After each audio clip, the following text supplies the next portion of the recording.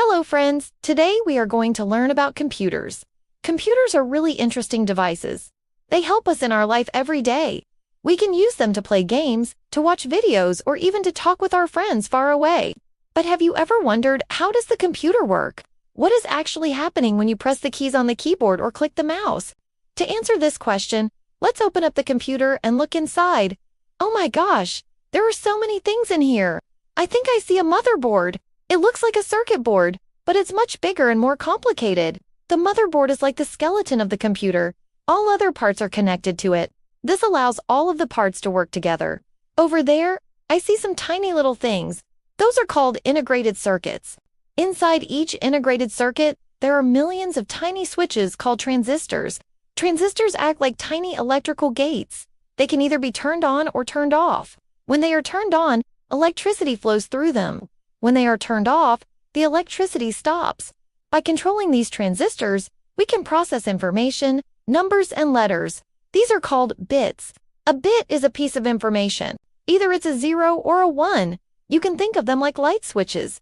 A switch is either on or off. We can use bits to represent any kind of information, numbers, letters, images, and sounds. We just need to figure out how to interpret them. The integrated circuits are grouped together into smaller parts. They are called chips. Some chips control the computer's memory. The memory is used to store programs and data while the computer is running. It's important that the memory is really fast. We don't want the computer to slow down because the memory is too slow. Other chips control the ports on the back of the computer. Ports allow us to connect different devices to the computer. For example, you can connect a monitor to the video port. Then you can also connect speakers to the audio ports.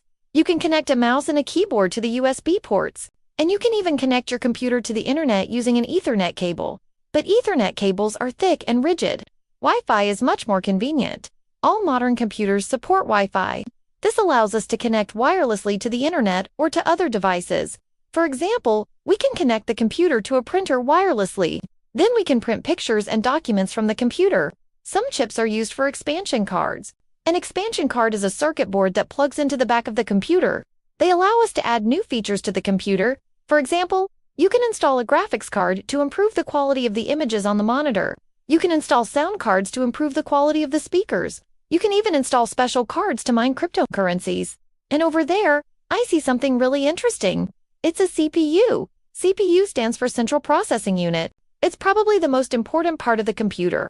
You see, whenever you do anything on the computer, like typing on the keyboard or clicking the mouse, that generates electrical signals. These signals travel down wires and arrive at the CPU. The CPU then processes the signals. It decides what to do next. For example, if you type a letter on the keyboard, the CPU will send a signal to the memory. The memory contains a program that maps the keys on the keyboard to the letters on the screen. The memory then returns the corresponding letter to the CPU. The CPU sends the letter to the video card. The video card sends the letter to the monitor. That's how you see the letter on the screen. The CPU has a clock that determines how fast it processes information. The faster the clock, the more powerful the CPU. Most modern CPUs have clocks between 2 and 5 GHz. But wait, isn't the CPU supposed to be the most important part of the computer? Why is it sitting on top of the motherboard instead of being inside it? It turns out that modern CPUs are actually modules that are plugged into the motherboard. They are called processors. The processor sits inside a socket. The socket is like a port on the motherboard. It provides power and connects the processor to the rest of the system. Processors come in all shapes and sizes.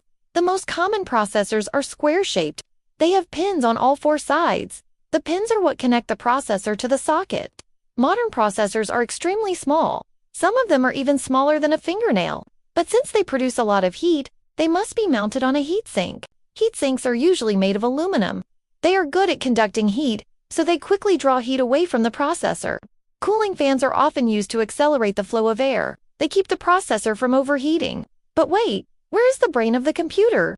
Where are all of those electrical signals being generated? Well, it turns out that modern computers don't have brains, at least not in the traditional sense. Computers don't think for themselves. They only follow instructions. Whenever you do something on the computer, like clicking the mouse or typing on the keyboard, that generates electrical signals. These signals are sent to the processor.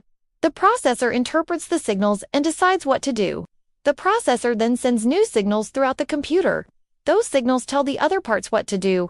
For example, if you click the left button of the mouse, the processor sends a signal to the video card.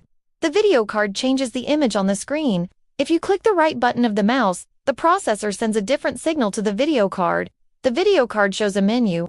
These simple actions require billions of transistors to switch rapidly from 0 to 1.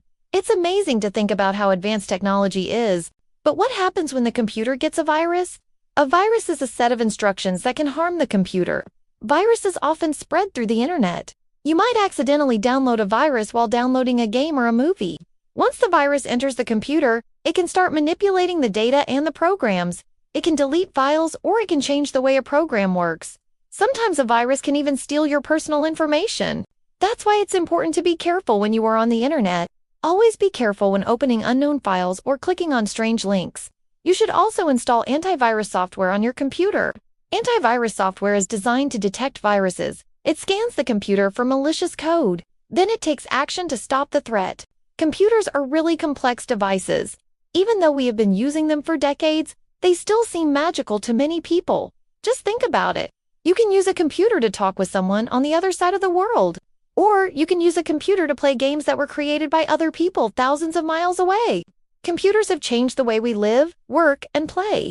Without them, we wouldn't be able to watch this video. Thanks for watching. See you soon. Bye-bye.